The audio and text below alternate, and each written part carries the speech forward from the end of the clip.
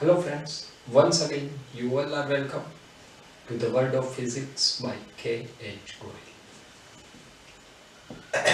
આગળના લેક્ચરની અંદર ગોળીય અરીસા દ્વારા પ્રતિબિંબના વેગ બાદ હવે આપણે જે વાત કરવાના છીએ એ આ ચેપ્ટરના બીજા પાર્ટ તરફ આગળ વધીશું, જેની અંદર આપણે પરાવર્તન બાદ હવે વક્રીભવનની ચર્ચા કરવાના છીએ. તો આજનો જે લેક્ચર છે એ મેઇનલી વક્રીભવન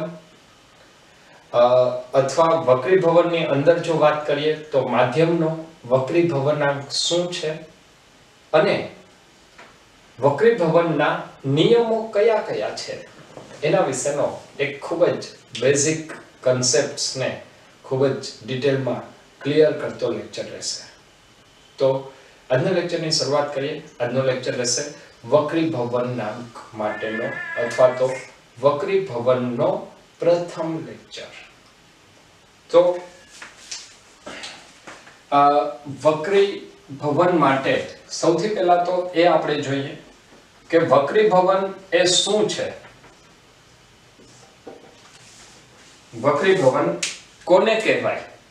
તો જો વક્રીભવનની વ્યાખ્યા આપવી હોય તો આપણે કહી શકીએ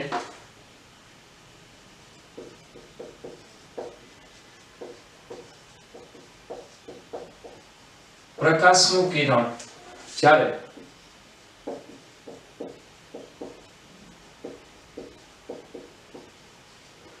એક માધ્યમમાંથી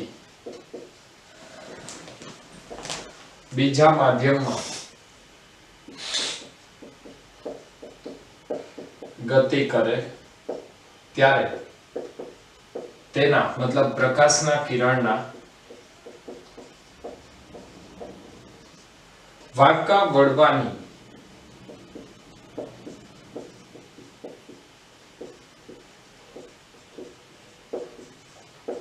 ઘટનાને વક્રીભવન કહે છે. આ વક્રીભવન છે એ વક્રીભવન ખરેખર શું છે, વક્રીભવન થવા પાછળના કારણો કયા કયા છે, શા માટે વક્રીભવન થાય છે, તો એ બધા કારણોની આપણે ચર્ચા કરીશું. એ કારણોની ચર્ચા કરીએ એના માટે સૌથી પહેલા પ્રકાશીય રીતે ઘટ અને પાતળું માધ્યમ શું છે એની આપણે એક ટૂંકમાં ચર્ચા કરી લઈએ. તો પ્રકાશીય ઘટતાને આધારે માધ્યમના બે પ્રકાર પાડવામાં આવે છે.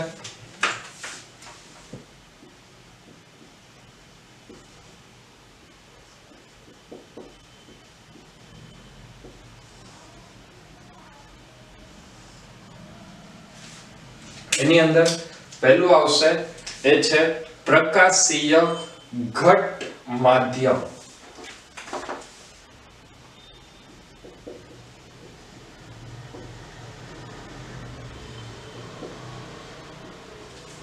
અને બીજું જે આવશે એ આવશે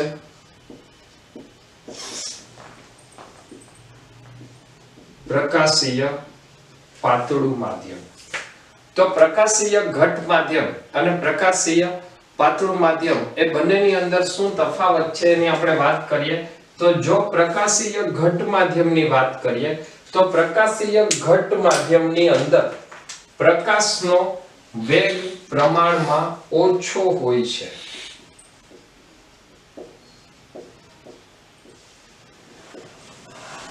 પ્રકાશીય ઘટ માધ્યમમાં પ્રકાશનો વેગ ઓછો હોય છે, જ્યારે પ્રકાશીય પાતળા માધ્યમમાં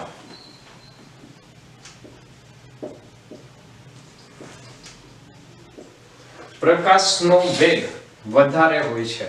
આનો મતલબ કે આપણને સૌથી પહેલા એક મૂળભૂત તફાવત ખબર હોવી જોઈએ કે માધ્યમ પ્રકાશીય ઘટ હોય તો શું થાય, પ્રકાશીય પાતળું હોય તો શું થાય. પ્રકાશીય ઘટ માધ્યમમાં પ્રકાશનો વેગ ઓછો હોય, પ્રકાશીય પાતળા માધ્યમમાં પ્રકાશનો વેગ વધારે હોય.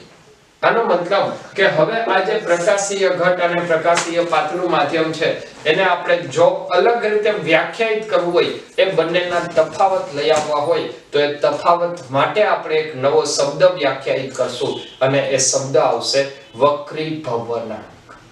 તો હવે આપણે વાત કરીએ વક્રીભવનાંક એ શું છે.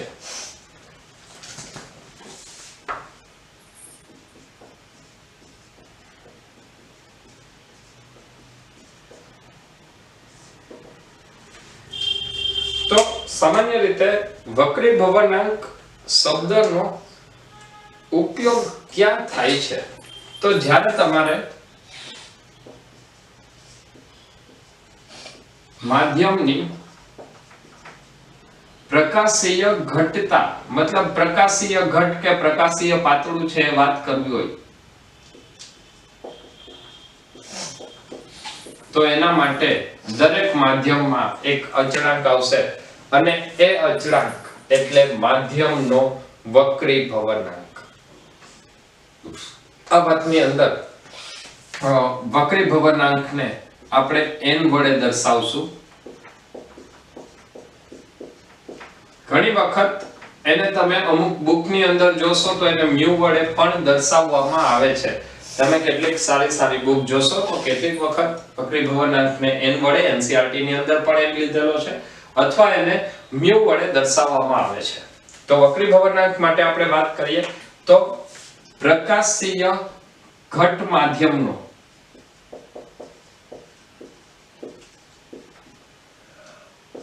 પ્રકાશીય ઘટ માધ્યમમાં વક્રીભવનાંક વધારે હશે અને પ્રકાશીય પાતળા માધ્યમમાં વક્રીભવનાંક ઓછો હોય. આનો મતલબ એવો થાય કે જો આપણે પ્રકાશીય ઘટ માધ્યમની વાત કરીએ તો પ્રકાશીય ઘટ માધ્યમમાં પ્રમાણમાં વક્રીભવનાંક વધારે હશે, મતલબ વક્રીભવનાંક મોટો હોય, અને પ્રકાશીય પાતળા માધ્યમમાં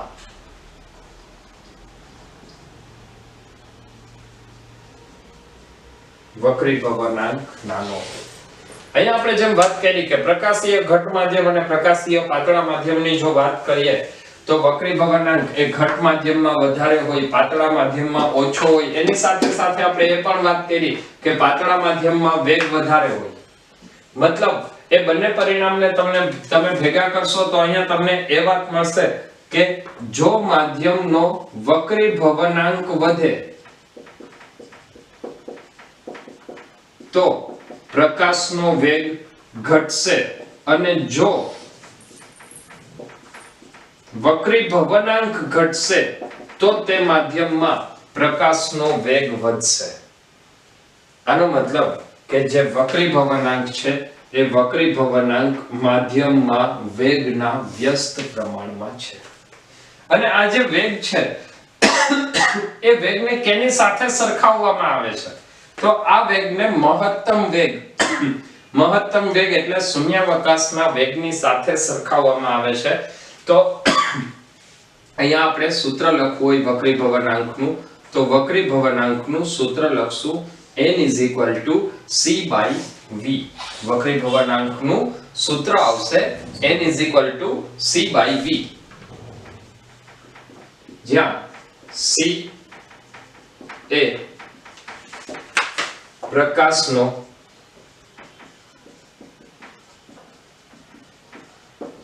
શૂન્યાવકાશમાં વેગ અને v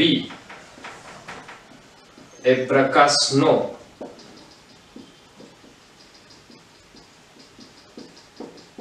આપેલા માધ્યમમાં વેગ દર્શાવે છે. હવે આપણે જે છેલ્લું સૂત્ર મળ્યું માધ્યમનો વક્રીભવનાંક n = c/v, જ્યાં c એટલે શૂન્યાવકાશમાં પ્રકાશનો વેગ અને v એટલે આપેલા માધ્યમમાં પ્રકાશનો વેગ. આ સૂત્રની આગળ ચર્ચા કરીશું. સૂત્રની આગળ ચર્ચા કરીએ એ પહેલા ફરીથી એક વખત હું અહીંયા તમને એક વાત યાદ કરાવી દઉં. પ્રકાશીય પાતળું માધ્યમ, એમાં પ્રકાશનો વેગ વધારે હોય, પ્રકાશ ઝડપથી પસાર થાય. પ્રકાશીય ઘટ માધ્યમ, પ્રકાશનો વેગ ઓછો હોય, પ્રકાશ ધીમે ધીમે પસાર થશે. જેમ વક્રી ભવનાંક વધશે એમ વેગ ઘટશે, વક્રી ભવનાંક ઘટે તો વેગ વધશે. તો આપણને છેલ્લું સૂત્ર અત્યારે મળેલું છે પ્રકાશનો વક્રી ભવનાંક n c/v, જેના ઉપરથી હવે આપણે આગળ ચર્ચા કરીશું. હવે માધ્યમના વક્રી ભવનાંક માટેના સૂત્રને થોડું વધારે ક્લિયર કરીએ. તો આપણે માધ્યમના વક્રી ભવનાંક માટેનું સૂત્ર લખેલું હતું n c/v, જ્યાં n એ માધ્યમનો વક્રી ભવનાંક છે. આ સૂત્રને જો આપણે થોડું વધારે વિચારીએ તો સૌથી પહેલા આપણે વાત કરીએ શૂન્યાવકાશ માટે.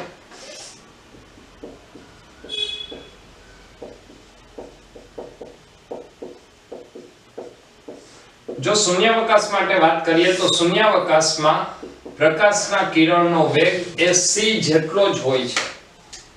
શૂન્યાવકાશમાં પ્રકાશના કિરણનો વેગ એ c જેટલો હોય છે. પ્રકાશના કિરણનો વેગ c જેટલો હોય છે. આનો મતલબ તમને શૂન્યાવકાશનો વક્રી ભવનાંક મળશે n c/v, પરંતુ v બરાબર c. તો શૂન્યાવકાશ માટે માધ્યમનો વક્રી ભવનાંક કેટલો થશે? 1. આ જ વાતને ફરીથી આપણે હવા માટે ચેક કરીએ તો પ્રાયોગિક પરિણામો એવું પણ દર્શાવે છે કે માત્ર શૂન્યાવકાશ માટે જ નહીં, પરંતુ હવા માટે પણ પ્રકાશનો વેગ એ લગભગ શૂન્યાવકાશમાં વેગ જેટલો છે. આનો મતલબ કે હવા અથવા શૂન્યાવકાશ બંને માટે વક્રી ભવનાંક કેટલો થશે? 1 જેટલો થાય. ત્યારબાદ અલગ અલગ માધ્યમો લઈએ તો એ માધ્યમો માટે વક્રી ભવનાંક જુદો જુદો છે. એનો આપણે વક્રી ભવનાંક લખી નાખીએ. હવા માટે n a = 1. હવા પછી આવશે પાણી માટે માધ્યમનો વક્રી ભવનાંક n water = 1.33, અથવા એને એક્ઝેક્ટ લખવું હોય તો એ આવશે 4/3. કાચ માટે કાચની જેમ જાત બદલાશે, અલગ અલગ પ્રકારના કાચ હોય એના પ્રમાણે એનો વક્રી ભવનાંક વેરી કરશે, બદલાય. પણ એક આપણે એવરેજ લઈ લઈએ તો કાચ માટે વક્રી ભવનાંક આવશે 1.5. ત્યારબાદ હીરો, ડાયમંડ,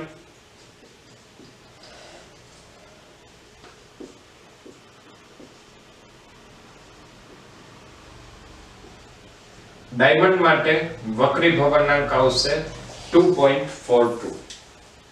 તો આ કેટલાક માધ્યમો છે કે જેનો વક્રી ભવનાંક તમને ખબર હોવી જોઈએ, જેનો આપણે આગળ ઉપર ઘણી બધી જગ્યાએ ઉપયોગ કરવાના છીએ. અને આ અચળાંકો છે તો એ અચળાંકો તમને યાદ રહેવા જોઈએ. ફરીથી એક વખત રિપીટ કરું છું. હવા માટે વક્રી ભવનાંક આવશે 1, પાણી માટે વક્રી ભવનાંક 1.33, કાચ માટે વક્રી ભવનાંક કાચ માટે વક્રી ભવનાંક 1.5 અને ડાયમંડ માટે વક્રી ભવનાંક આવશે 2.42. આ જે વક્રી ભવનાંક છે એ વક્રી ભવનાંક ઓછામાં ઓછો કેટલો હોઈ શકે અને કોનો હોય? ચલો તો આપણે એની વાત કરીએ.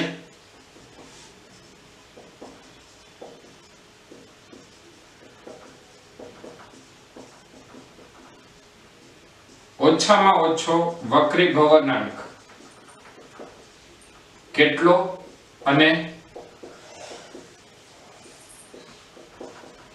કયા માધ્યમનો? સાથે સાથે એક બે નાના ક્વેશ્ચન ને પણ આપણે લેતા જશું. તો ઓછામાં ઓછો વક્રી ભવનાંક કેટલો હોઈ શકે અને કયા માધ્યમનો હોય? તો આપણે સૂત્રની જેમ વાત કરી n = c/v, જ્યાં v એ આપેલા માધ્યમમાં પ્રકાશનો વેગ છે. તો પ્રકાશનો મહત્તમ વેગ છે એ શૂન્યાવકાશમાં છે અને v મહત્તમ હોય તો n મિનિમમ થાય. n મિનિમમ માટે v મેક્સિમમ થવું જોઈએ. અને આ મહત્તમ વેગ ક્યાં છે? તો v મેક્સિમમ એ શું છે? c છે. c થી વધારે વેગ શક્ય નથી, તો n મિનિમમ કેટલું થાય? n મિનિમમ માટે n minimum is equal to c by v અથવા c by c is equal to 1. મતલબ માધ્યમના વક્રીભવનાંકનું લઘુત્તમ મૂલ્ય 1 છે. 1 થી લઘુત્તમ મૂલ્ય શક્ય નથી, અને આ એક મૂલ્ય કેનું છે? તો એને તમે હવાનું પણ કહી શકો અથવા શૂન્યાવકાશનું પણ કહી શકો. બંને માટે વક્રીભવનાંક 1 જેટલો આવશે. તો ઓછામાં ઓછો વક્રીભવનાંક 1 હોય અથવા 1 થી વધારે હોય. આનો મતલબ MCQ માટે એ પણ વાત ધ્યાનમાં રાખવી જોઈએ કે વક્રીભવનાંકનું મૂલ્ય, કોઈ પણ માધ્યમના વક્રીભવનાંકનું મૂલ્ય ક્યારેય પણ 1 થી ઓછું હોઈ શકે નહીં. વક્રીભવનાંકનું મૂલ્ય ક્યારે પણ 1 થી ઓછું ન હોઈ શકે. એટલે કોઈ પણ માધ્યમનો વક્રીભવનાંક એ હંમેશા greater than or equal to 1 જેટલો હોય. આ વાત બરાબર. હવે આપણે ફરીથી વક્રીભવનાંકને બીજા કયા કયા પરિણામો સાથે સરખાવી શકાય તેની આપણે ચર્ચા કરીશું. તો વક્રીભવનાંક માટે હજી ફરીથી એક નાના MCQ ટાઈપના કન્સેપ્ટ જોઈ અને ત્યારબાદ વક્રીભવનના નિયમોની ચર્ચા કરીશું. હવે માધ્યમના વક્રીભવનાંકને થોડો વધારે ક્લિયર કરીએ. તો વક્રીભવનાંક માટે આપણે જે સૂત્ર લખેલું છે, સૂત્રને એક વખત યાદ કરી લઈએ. માધ્યમનો વક્રીભવનાંક n = c / v. ખૂબ જ અગત્યનું સૂત્ર છે. n = c / v. જો આપણે બે માધ્યમ લઈએ, દાખલા તરીકે પહેલું માધ્યમ n1 તો એમાં વેગ v1 અને બીજું માધ્યમ n2 તો એમાં પ્રકાશનો વેગ v2 લઈએ, તો આ બે માધ્યમ માટે આપણને ફરીથી સૂત્ર મળશે n1 = c / v1 અને n2 = c / v2 અથવા n1 / n2. તો એ હું અહીંયા લખું છું n2 / n1. તો n2 / n1 એ શું મળશે? c / v2 / c / v1. c બંને કેન્સલ થઈ જશે તો અહીંયા મળશે v1 / v2. મતલબ n2 / n1 = v1 / v2. આવું આપણને એક પરિણામ મળશે. n2 / n1 = v1 / v2. આ જે n2 / n1 છે એને એવી રીતે પણ કહી શકાય કે માધ્યમ 2 નો માધ્યમ 1 ની સાપેક્ષે વક્રીભવનાંક. માધ્યમ 2 નો માધ્યમ 1 ની સાપેક્ષે વક્રીભવનાંક. આ સાપેક્ષ વક્રીભવનાંક શું છે એ આપણે આજ લેક્ચરમાં હમણાં દાખલાઓના સ્વરૂપમાં ક્લિયર કરશું. તો અત્યારે એટલું યાદ રાખશું, n2 / n1 માધ્યમ 2 નો માધ્યમ 1 ની સાપેક્ષે વક્રીભવનાંક. તો સાપેક્ષ વક્રીભવનાંક ઉપરથી આપણને ફરીથી એક પરિણામ મળશે n21 = n2 / n1 = v1 / v2. ચલો ક્લિયર છે. હવે વક્રીભવનાંકની જો આપણે વાત કરીએ તો વક્રીભવનાંક ઉપરથી આપણે એવું કહીએ છીએ કે માધ્યમનો વક્રીભવનાંક બદલાય તો ત્યાં વેગ બદલાય છે. વેગને અને આવૃત્તિ તરંગ લંબાઈનું ફરીથી સંબંધ છે અને એ સૂત્ર છે v = f λ. v = f λ, જ્યાં v એ માધ્યમમાં વેગ, f એ આવૃત્તિ અને લેમ્ડા એ તરંગ લંબાઈ છે। જો તમે આ સૂત્રની ફરીથી વાત કરશો તો અહીંયા જે આવૃત્તિ છે એ આવૃત્તિ જે તે સ્ત્રોત પર આધારિત હોય છે, અથવા બીજા શબ્દોમાં કહેવું હોય તો એવું કહેવાય કે એક જ સ્ત્રોત માટે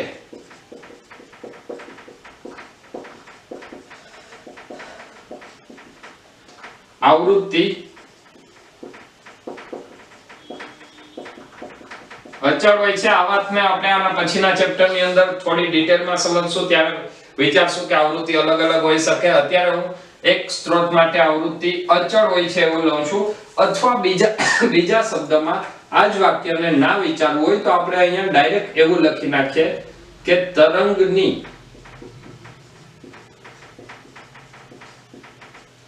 આવૃત્તિ બદલી શકાતી નથી।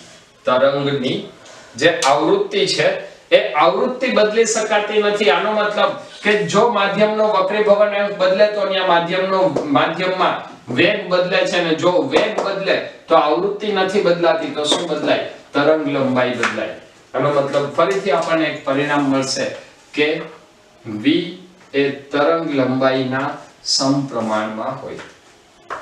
જો v એ તરંગ લંબાઈના સમપ્રમાણમાં હોય તો અહીંયા ફરીથી લખાય v1 f λ1 અને v2 f λ2, મતલબ v1 v2 λ1 λ2। બધા જ પરિણામોને આપણે જો ભેગા કરીએ તો સાપેક્ષ વક્રીભવનાંક n21 બેનો એકની સાપેક્ષે વક્રીભવનાંક n2 divided by n1 v1 divided by v2 λ1 divided by λ2 થશે। તો આ માધ્યમના સાપેક્ષ વક્રીભવનાંકનું સૂત્ર મળશે, જે સાપેક્ષ વક્રીભવનાંક એ વેગના વ્યસ્ત પ્રમાણમાં અને તરંગ લંબાઈના પણ વ્યસ્ત પ્રમાણમાં હોય છે। મતલબ જેમ માધ્યમનો વક્રીભવનાંક વધશે એમ વેગમાં ઘટાડો થાય અને તરંગ લંબાઈમાં ઘટાડો થાય। જો વક્રીભવનાંક ઘટશે તો વેગમાં વધારો અને તરંગ લંબાઈમાં પણ વધારો થાય, જ્યારે આવૃત્તિ અચળ રહેશે, આવૃત્તિમાં ફેરફાર થતો નથી। આ સૂત્રનો ઉપયોગ કરી અને વક્રીભવનાંક અને સાપેક્ષ વક્રીભવનાંકને થોડું વધારે ક્લિયર કરવા માટે એના ઉપરના એક બે નાના ક્વેશ્ચન જોઈશું। હવે માધ્યમના વક્રીભવનાંક માટેના એક બે ક્વેશ્ચન જોઈએ, જેની મદદથી વક્રીભવનાંક અને સાપેક્ષ વક્રીભવનાંક ક્લિયર થાય। દાખલા તરીકે તમને એક ક્વેશ્ચન એવો આપેલો છે કે પાણીમાં ચલો ક્વેશ્ચન લઈએ। સાપેક્ષ વક્રીભવનાંકનો પાણીમાં પ્રકાશનો વેગ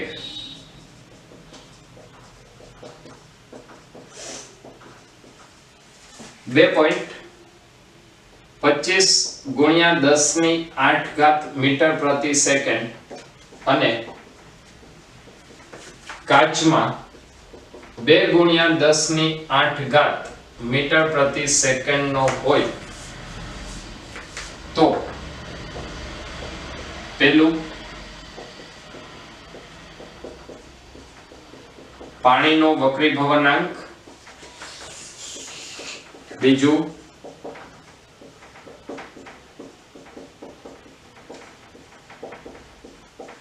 કાચનો વક્રીભવનાંક, ત્રીજું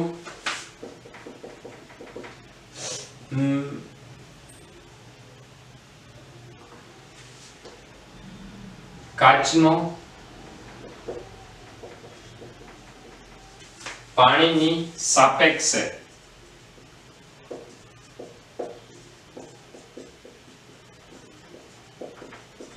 વક્રીભવનાંક શોધો। मतलब काचना माध्यमનો પાણીના માધ્યમની સાપેક્ષે વક્રીભવનાંક શોધો।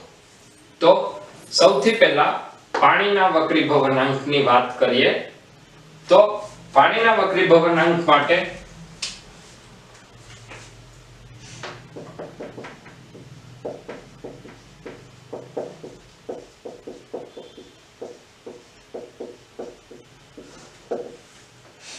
પાણીના વક્રીભવનાંક માટે આપણી પાસે સૂત્ર છે માધ્યમનો વક્રીભવનાંક C/V। C એટલે શૂન્યાવકાશમાં પાણીનો વેગ અને V એટલે પાણીમાં પ્રકાશનો વેગ। તો શૂન્યાવકાશમાં પાણીનો વેગ છે 3 × 10⁸ અને પાણીમાં વેગ તમને આપેલો છે 2.25 × 10⁸। અને આપણે જો સોલ્વ કરીએ તો આવશે 3/2.25 3/2.25 એટલે 300/225 આવશે 25/12/9 એટલે એ આવશે 4/3। તો પાણીનો વક્રીભવનાંક થાય 4/3 અથવા 1.33। આજે પાણીનો વક્રીભવનાંક છે કેની સાપેક્ષે થશે એવું કેવું હોય તો આને શું લખાય પાણીનો હવાની સાપેક્ષે વક્રીભવનાંક। ત્યાર પછી બીજું લઈએ કાચનો વક્રીભવનાંક।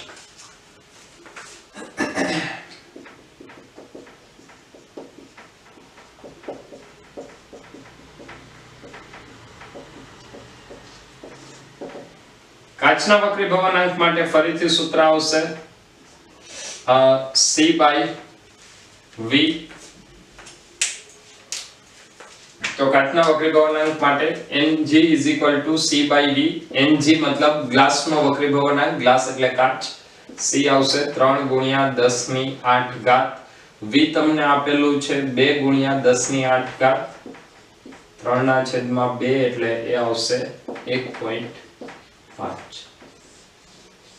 કાચનો વક્રીભવનાંક આવશે 1.5। ત્યારબાદ ત્રીજું તમને પૂછેલું છે એ છે કાચનો પાણીની સાપેક્ષે વક્રીભવનાંક।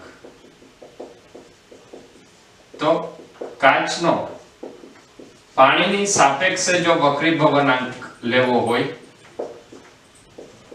તો એ વક્રીભવનાંક કેવી રીતે મળશે તો એના માટે વાત કરીએ જેનો વક્રીભવનાંક શોધવાનો છે એને ઉપર લખશું, જેની સાપેક્ષે શોધવાનો છે એને નીચે લખશું।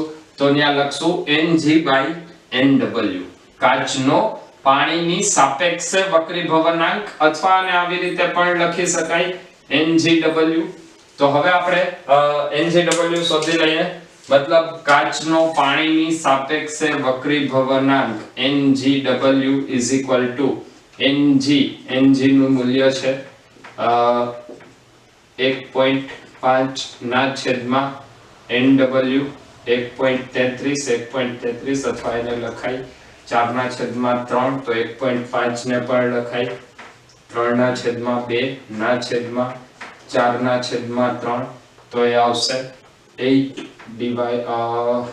9/8 તો Ngw આવશે 9/8 એટલે 1.125। તો આ કેટલીક માધ્યમનો વક્રીભવનાંક અથવા નિરપેક્ષ વક્રીભવનાંક અને બીજા માધ્યમની સાપેક્ષ વક્રીભવનાંકની વાત કરી। હવે આપણે માધ્યમનો વક્રીભવનાંક અને તરંગ લંબાઈનું જે સૂત્ર લીધેલું હતું તો તરંગ લંબાઈમાં કેવી રીતે ફેરફાર થાય તેને એક ઉદાહરણ દ્વારા જોઈશું। હવે એક તરંગ લંબાઈ માટેનો એક ક્વેશ્ચન છે। દાખલા તરીકે તમને એવું આપેલું હોય કે હવામાં તરંગ લંબાઈ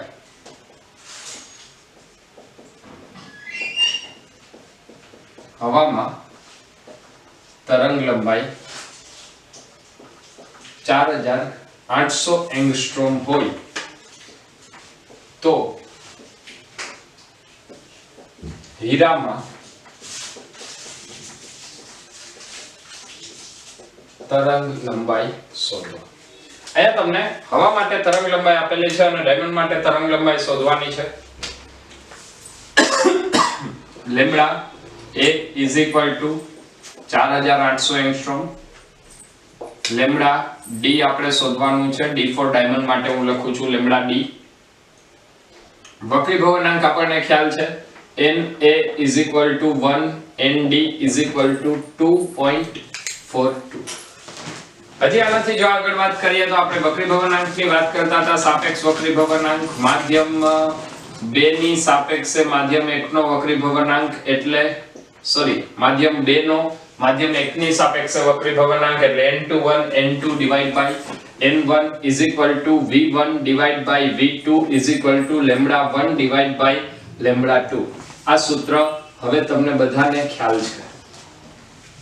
તો આ સૂત્રનો આપણે ઉપયોગ કરશું. અહીંયા આપણી પાસે કઈ કઈ માહિતી છે? માધ્યમનો વક્રીભવનાંક અને તરંગ લંબાઈ. તો વક્રીભવનાંક અને તરંગ લંબાઈ માટે વાત કરીએ n2 by n1 is equal to lambda 1 by lambda 2.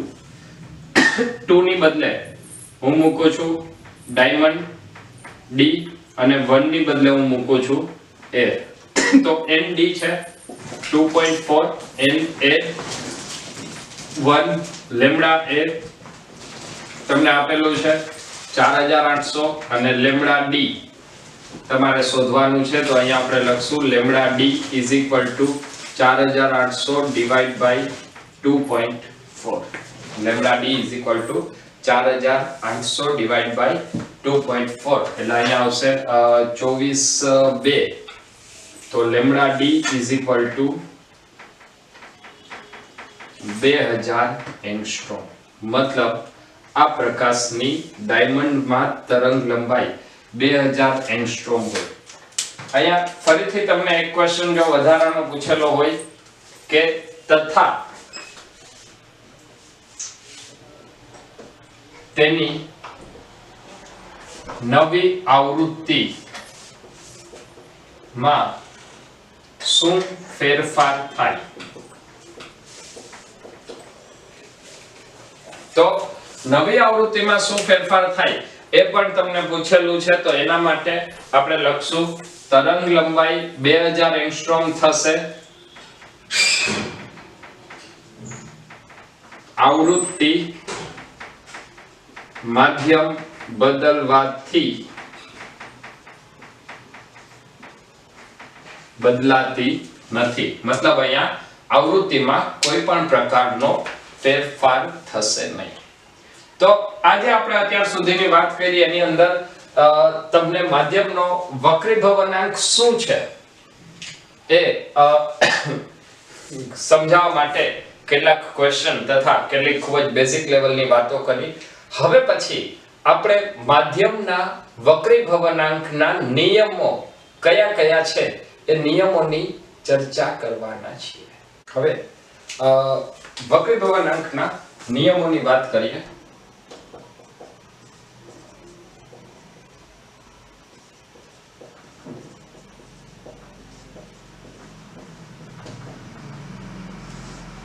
જો વક્રીભવનાંકના નિયમોની વાત કરીએ તો એની અંદર જેમ આપણે પરાવર્તનના નિયમો ભણી ગયા હતા એ પરાવર્તનના નિયમોની જેમ જ કંઈક અલગ વક્રીભવનના નિયમો આવશે. તો પરાવર્તનના નિયમોની અંદર આપણે ફરીથી એ નિયમોને સાથે સાથે યાદ કરતા જઈશું. તો પરાવર્તનના નિયમમાં સૌથી પહેલો નિયમ હતો કે આપાત કિરણ, પરાવર્તિત કિરણ અને આપાત બિંદુએ સપાટીને દોરેલો લંબ ત્રણે ત્રણ હંમેશા એક જ સમતલમાં હોય.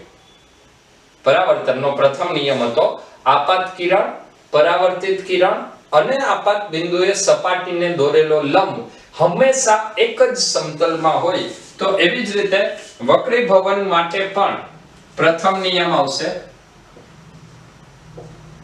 એ આવશે આપાત કિરણ,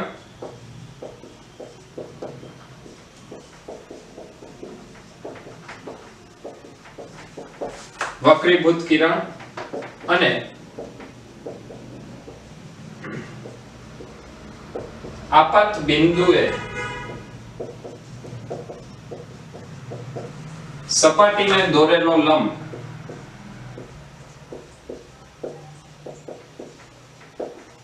હંમેશા એક જ સમતલમાં હોય છે. ત્યારબાદ બીજા નિયમની વાત કરીએ તો પરાવર્તનની અંદર બીજા નિયમ માટે આપણે વાત કરેલી હતી કે આપાત કોણ અને પરાવર્તન કોણ હંમેશા સમાન મૂલ્યના હોય છે. પરાવર્તનનો બીજો નિયમ આપાત કોણ અને પરાવર્તન કોણ હંમેશા સમાન મૂલ્યના હોય છે. જ્યારે અહીંયા તમે જોશો તો અહીંયા કંઈક વાર્તા આખી અલગ છે. માની લઈએ કે આ બે માધ્યમ છે. ઉપરનું માધ્યમ હું કહી દઉં છું n1, નીચેનું માધ્યમ n2. તો પ્રકાશનું કિરણ જે બિંદુએ આપાત થાય છે,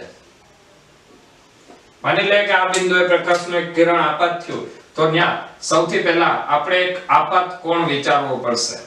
તો આપાત કોણ દોરવા માટે આપાત બિંદુએ સપાટીને લંબ દોર્યો. માની લઈએ એ I જેટલા કોણે આપાત થાય છે. તો આ પ્રકાશનું કિરણ જ્યારે બીજા માધ્યમમાં જાય છે ત્યારે તે પોતાની ગતિની મૂળ દિશામાં જતું નથી, પરંતુ ત્યારે તેની અંદર બે શક્યતાઓ જોવા મળી. એક, કાં તો તે લંબ તરફ આવે અને બીજું કાં તો તે લંબથી દૂર જાય. મતલબ પહેલી જે શક્યતા છે એ કંઈક એવી મળી કે પ્રકાશનું કિરણ લંબ તરફ વળ્યું અને આ કોણને આપણે જો વક્રીભવન કોણ કહીએ તો એને હું અહીંયા R વડે દર્શાવીશ. અને બીજી શક્યતા જે આપણે જોઈએ એની અંદર ફરીથી હું બે માધ્યમ લઈ લઉં છું n1 અને n2. આ બે માધ્યમની અંદર પ્રકાશનું કિરણ જ્યારે સપાટી ઉપર આપાત થાય છે ત્યારે પોતાની ગતિની જે મૂળ દિશા છે એ ગતિની મૂળ દિશાથી અલગ દિશામાં ગતિ કરે છે અને ત્યાં બીજી શક્યતા એ મળશે કે આપાત કોણ કરતા વક્રીભવન કોણ મોટો મળે. આ જે શરત દર્શાવે છે એ શરતમાં હજી જો આપણે થોડું આગળ વિચારીએ તો પ્રાયોગિક પરિણામો એવું દર્શાવે છે કે જ્યારે પ્રકાશનું કિરણ લંબ તરફ વળે છે ત્યારે તે પાતળા માધ્યમમાંથી ઘટ માધ્યમમાં ગયેલું હોવું જોઈએ. મતલબ n1 is less than n2. જેમ વક્રીભવનાંક વધશે એમ ખૂણો ઘટે. વક્રીભવનાંક વધે એમ ખૂણો ઘટે. મતલબ અહીં n1 એ કેવું માધ્યમ થાય? પ્રકાશીય પાતળું માધ્યમ. અને n2 ને આપણે કેવું માધ્યમ કહીશું? પ્રકાશીય ઘટ માધ્યમ. તો જ્યારે પ્રકાશનું કિરણ પાતળા માધ્યમમાંથી પ્રકાશીય પાતળા માધ્યમમાંથી પ્રકાશીય ઘટ માધ્યમમાં જાય છે ત્યારે પ્રકાશનું કિરણ લંબ તરફ વળે છે. અને જો n1 is greater than n2 હોય, મતલબ હવે n1 કેવું થશે? પ્રકાશીય ઘટ માધ્યમ. અને n2 કેવું થશે? પ્રકાશીય પાતળું માધ્યમ. જો n1 is greater than n2 હોય તો આ શરત માટે જ્યારે પ્રકાશનું કિરણ n1 માંથી n2 માં પ્રવેશે છે ત્યારે તે લંબથી દૂર જાય છે. આ જે પરિણામો છે એ પરિણામોમાં આપાત કોણ અને વક્રીભૂત કોણ બદલાય છે, પરંતુ એ કેટલા આપાત કોણ માટે કેટલો વક્રીભૂત કોણ મળશે એ વાતને જાણવા માટે કે કયા આપાત કોણના મૂલ્ય માટે વક્રીભૂત કોણ કેટલા મૂલ્યનો મળે એના માટે હવે આપણે વક્રીભવનનો બીજો નિયમ વ્યાખ્યાયિત કરશું. તો વક્રીભવનના નિયમોની અંદર બીજો નિયમ આવશે, એ આવશે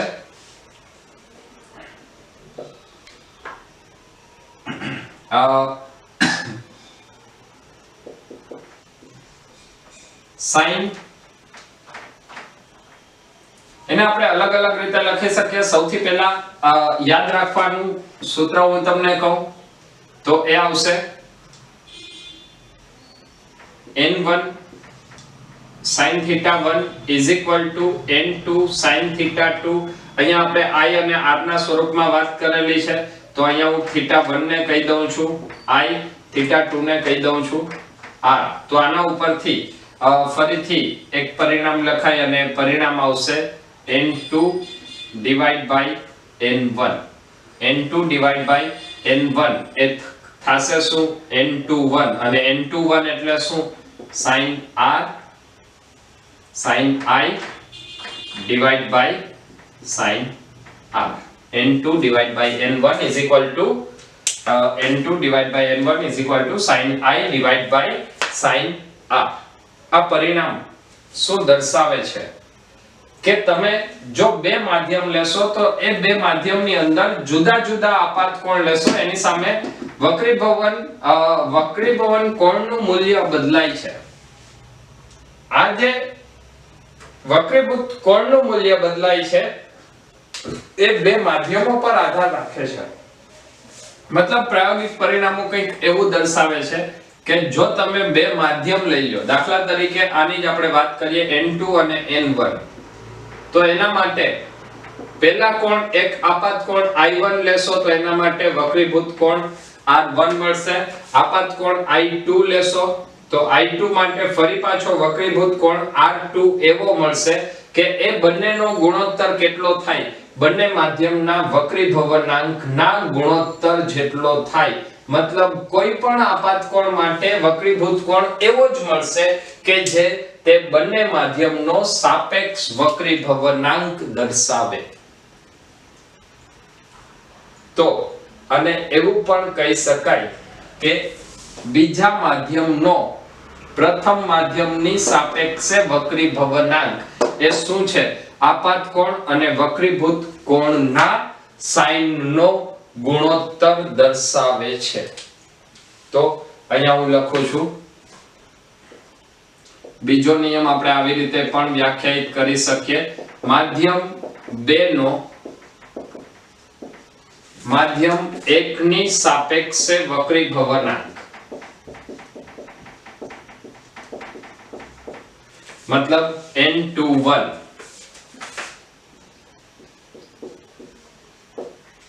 એ આપાત કોણ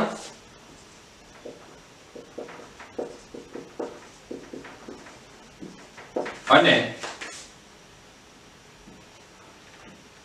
વક્રીભૂત કોણ ના સાઇન નો ગુણોત્તર દર્શાવે છે.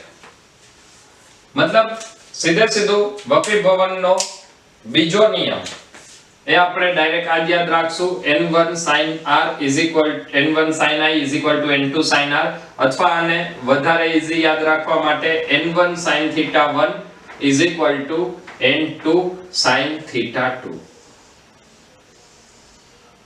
આનો મતલબ કે પ્રકાશનું કિરણ જ્યારે એક માધ્યમમાંથી બીજા માધ્યમમાં પ્રવેશે છે ત્યારે તે સહેજ વાંકું વળે છે, પોતાની ગતિની દિશા બદલે છે અથવા વિચલન પામે છે.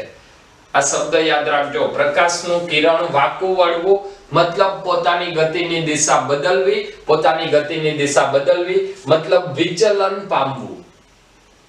અને આ ઘટનાને પ્રકાશનું વક્રીભવન કહે છે. માધ્યમના વક્રીભવનાંક માટે કેટલાક દાખલાઓ જોઈએ. તો એની અંદર સૌથી પહેલા લઈએ, દાખલા તરીકે તમને એવું આપેલું છે કે કોઈ એક માધ્યમ છે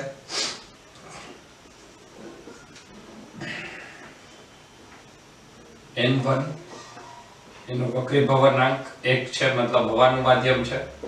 n2 એનો વક્રીભવનાંક √3 છે. પ્રકાશનું કિરણ એક માંથી બે માં ગતિ કરે છે અને જો એનો આપાત કોણ 60 ડિગ્રીનો હોય તો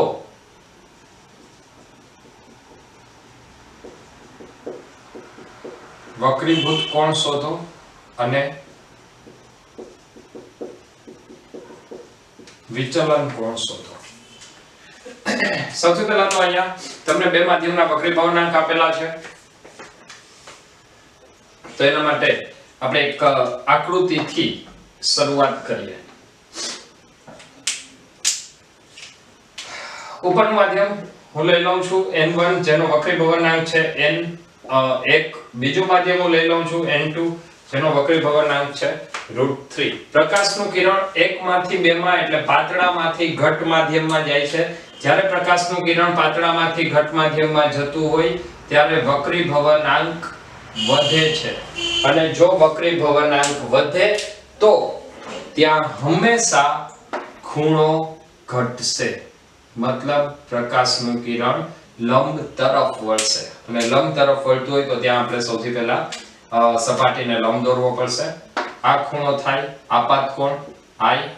પ્રકાશનું કિરણ સપાટીને લંબ તરફ વળે, માની લઈએ કે આ r જેટલા કોણે વળે છે, તો આ r ખૂણો આપણે શોધવાનો છે.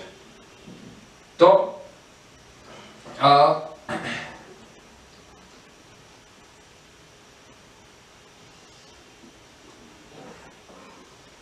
આના માટે આપણે સ્નેલનો નિયમ લગાડશું.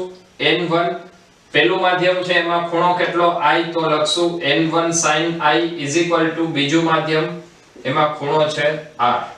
હવે કિંમત મૂકી દે. n1 બરાબર 1 sin I નું મૂલ્ય આપણને આપેલું છે, I મતલબ આપાત કોણ એટલે 60 degree n2 √3 sin r. sin 60 નું મૂલ્ય આવશે √3/2 √3 sin r. √3 બને કેન્સલ થઈ જશે, તો sin r 1/2. એનો મતલબ r કેટલું આવે 30 ડિગ્રી. તો વક્રીભૂત કોણ કેટલો આવશે 30 ડિગ્રીનો. વક્રીભૂત કોણ જે છે એ 30 ડિગ્રીનો મળ્યો, તો આનો અર્થ એવો થાય કે જો આપાત કોણ 60 ડિગ્રીનો હોય અને વક્રીભૂત કોણ 30 ડિગ્રીનો થાય, તો આ આપાત કિરણ જે દિશામાં જવું જોઈએ એનાથી કેટલું વળ્યું, તો આ આખો ખૂણો કેટલાનો થાય, આ 60 નો છે તો આ પણ 60 નો થાય, આ 30 નો થયો, તો આ જે બાકીનો ખૂણો વધે છે એ ખૂણો કેટલાનો થાય, એ ખૂણો થાય 30 ડિગ્રી, અને એને આપણે કહેશું વિચલન કોણ. તો વિચલન કોણ જો શોધવો હોય તો વિચલન કોણને આપણે દર્શાવશું ડેલ્ટા વડે.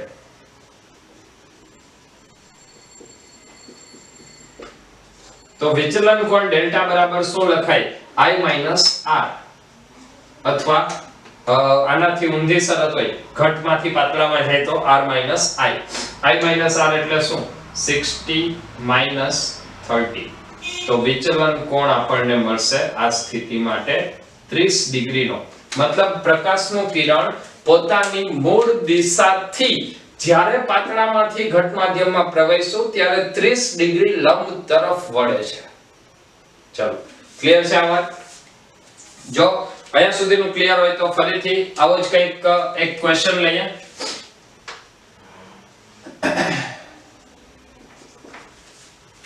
દાખલા તરીકે તમને કંઈક એવું આપેલું છે, માની લઈએ કે આ એક કાચનો સ્લેબ છે અથવા એક માધ્યમ છે જેનો વક્રીભવનાંક n2 છે. આ માધ્યમ બહાર હવાનું માધ્યમ જેનો વક્રીભવનાંક n1 છે. આ સ્થિતિ માટે જ્યારે પ્રકાશનું કિરણ આની અંદર પ્રવેશે છે તો એ જ્યારે બહાર નીકળે ત્યારે તમારે એનું પરિણામ મેળવવાનું છે. પરિણામ મેળવવા માટે સૌથી પહેલા અહીંયા આપણે વાત કરીએ તો n1 is less than n2 છે. પ્રકાશનું કિરણ પાતળામાંથી ઘટ માધ્યમમાં જાય તો પ્રકાશનું કિરણ લંબ તરફ વળશે. આ વાત સાચી છે. પાતળામાંથી ઘટમાં ગયું, n1 નાનું n2 મોટું, એટલે આ સપાટીને દોરેલો લંબ થયો. તો આ જે એની ગતિની દિશા હતી એ કઈ બાજુ જાય? લંબ તરફ વળે. લંબ તરફ વળશે એટલે આ દિશામાં વળશે. હવે એની મૂળ દિશા આ છે. અહીંયા ફરીથી આપણે એક લંબ વિચારવો પડશે અને અહીંયા લંબ વિચારીએ તો હવે પ્રકાશનું કિરણ કેમાંથી કેમાં જાય છે? ઘટમાંથી પાતળા માધ્યમમાં, અને ઘટમાંથી પાતળા માધ્યમમાં જાય તો ફરીથી એ કંઈક આવી રીતે આગળ વધે. તો અહીંયા આ જે ખૂણો છે એને કહેવાય આપાત કોણ I. એ આપાત કોણ માટે આ ખૂણો થશે વક્રીભૂત કોણ I. આ બિંદુ માટે આ ખૂણો એ આપાત કોણ I થાય અને આ જે ખૂણો છે એને વક્રીભૂત કોણ IR કહેવાય. અથવા જ્યારે એક માધ્યમમાં અંદર પ્રવેશે એ માધ્યમમાંથી બહાર નીકળે અને ફરીથી મૂળ માધ્યમમાં પ્રવેશે તો એને આપણે કહીએ છીએ નિર્ગમન કોણ. તો અહીંયા ફરીથી એક નવો શબ્દ આવશે, નિર્ગમન કોણ. નિર્ગમન કોણને દર્શાવશું E વડે. પ્રકાશનું માધ્યમ બીજા માધ્યમમાં થઈ અને ફરીથી એ જ માધ્યમમાં પ્રકાશનું કિરણ નીકળે.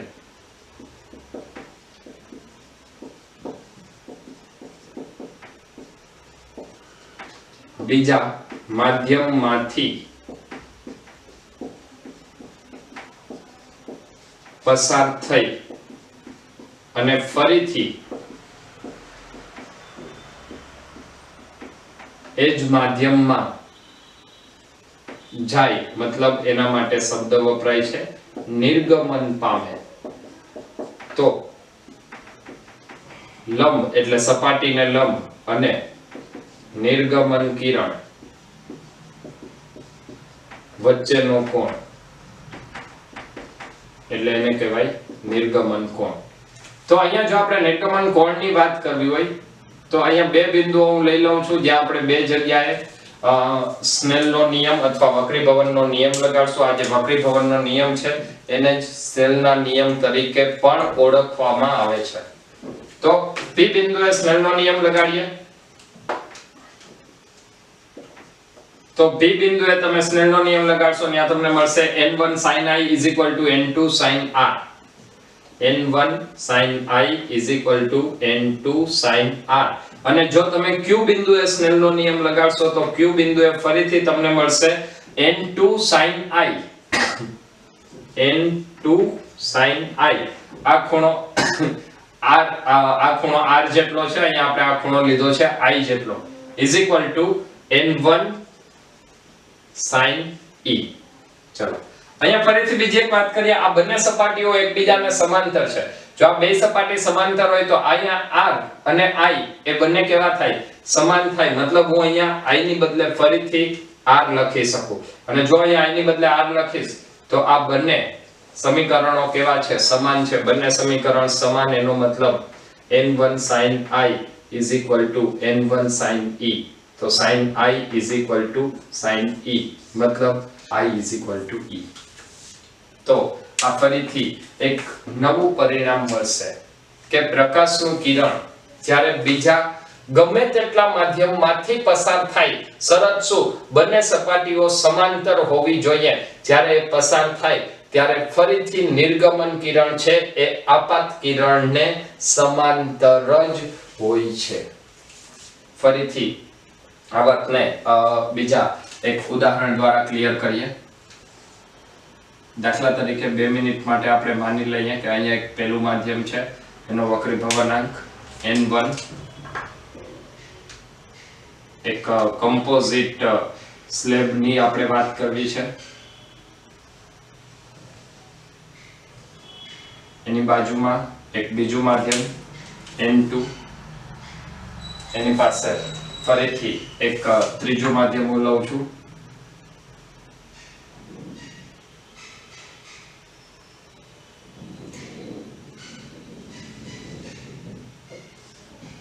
આ ત્રીજું માધ્યમ n3 અને પ્રકાશનું કિરણ પહેલા હવામાં હતું, હવામાંથી એ ફરી પાછું હવામાં જાય છે, મતલબ પહેલું અને છેલ્લું માધ્યમ સેમ છે.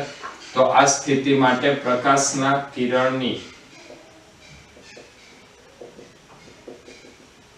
જે મૂળ દિશા છે એ મૂળ દિશામાં જ છેલ્લું પ્રકાશનું કિરણ નીકળશે.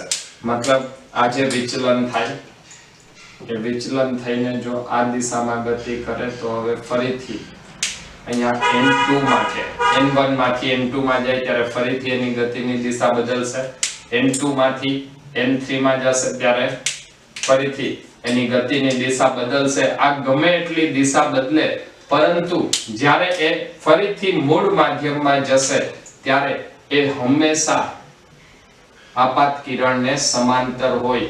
તો અહીંયાનો ખૂણો I અને અહીંયા દોરેલો લંબ E એ હંમેશા કેવા મળશે? સમાન મળશે. આ વસ્તુ હંમેશા ગમે એટલા માધ્યમ લ્યો આ પરિણામ 100% સાચું છે. આમાં ક્યારેય પણ ફેર પડશે નહીં. શરત શું? બધી જ સપાટીઓ એકબીજાને સમાંતર હોવી જોઈએ. ચલો ફરીથી હજી આ જ કન્સેપ્ટ માટે એક આજના લેક્ચરનો એક છેલ્લો ક્વેશ્ચન લઈએ. દાખલા તરીકે તમને એવું કહેવામાં આવે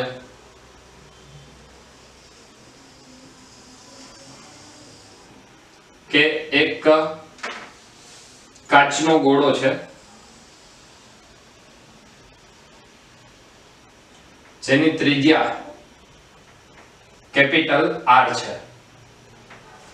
કાચના ગોળાની ત્રિજ્યા કેપિટલ R છે. તેનું કેન્દ્ર આપણે લઈ લઈએ C જેટલું. આની અંદર એક પ્રકાશનું કિરણ આપાત થાય છે. જ્યારે આ પ્રકાશનું કિરણ માની લઈએ કે એક પ્રકાશનું કિરણ આ દિશામાં આપાત કરું છું તો આ બહાર હવાનું માધ્યમ છે, અંદર કાચનું માધ્યમ છે. તો પ્રકાશનું કિરણ માની લઈએ કે 30 ડિગ્રીના કોણે આપાત થાય.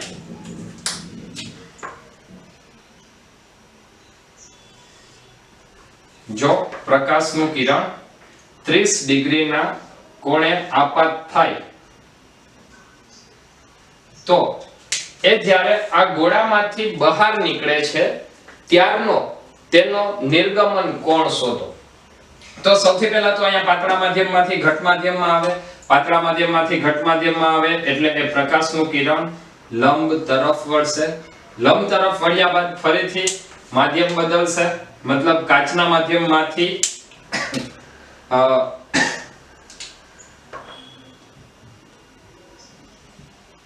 એ જ્યારે હવાના માધ્યમમાં જશે ત્યારે ત્યાં ઘટ માધ્યમમાંથી પાતળા માધ્યમમાં જાય અને જો એ ઘટ માધ્યમમાંથી પાતળા માધ્યમમાં જાય તો ફરી પાછો એનો નિર્ગમન કોણ વધશે.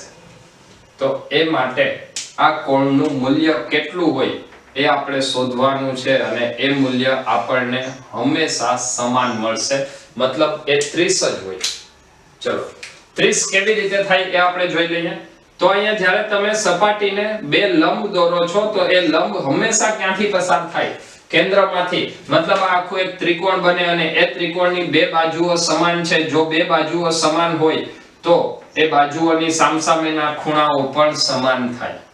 સામસામેના ખૂણાઓ સમાન થાય તો અહીંયા NA sin 30 NG sin θ અને NG sin θ NA sin 30 જ થાય.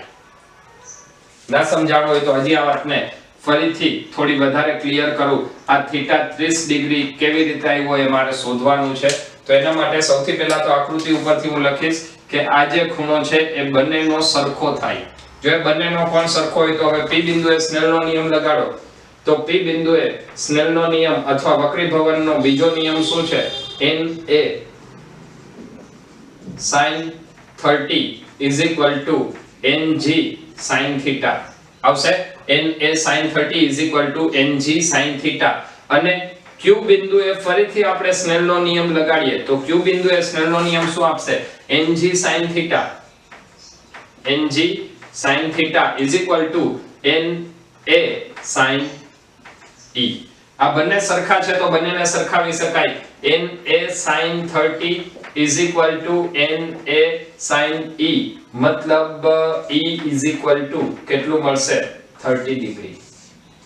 મતલબ આ બધા ક્વેશ્ચન ઉપરથી આપણને એક એટલું પરિણામ મળ્યું કે જ્યારે પ્રકાશનું કિરણ સમાંતર એવા ગમે એટલા માધ્યમમાંથી પસાર થાય એવું માધ્યમ કે જેની બંને બાજુઓ એકબીજાને સમાંતર છે અને નિર્ગમન પામે ત્યારે આપાત કોણ અને નિર્ગમન કોણ હંમેશા સમાન હોય. અને જો કાચના ગોળામાંથી પસાર થાય અથવા કોઈ એક માધ્યમ કે જે ગોળાકાર છે એ માધ્યમમાં જેટલા કોણે આપાત થાય એટલા જ કોણે નિર્ગમન પામીને નીકળશે, મતલબ આ કોણ પણ કેટલાનો મળશે 30 ડિગ્રીનો મળે.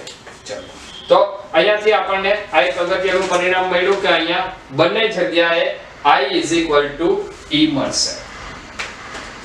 તો આ સાથે વક્રી ભવનાંક તથા વક્રી ભવનના નિયમો માટેનો આજનો લેક્ચર અહીં પૂર્ણ કરીએ છીએ. ફરીથી નેક્સ્ટ લેક્ચરમાં સાચી ઊંડાઈ અને આભાસી ઊંડાઈ સાથે મળીએ છીએ. તો ત્યાં સુધી બધા મહેનત કરતા રહો. Wish you all the best.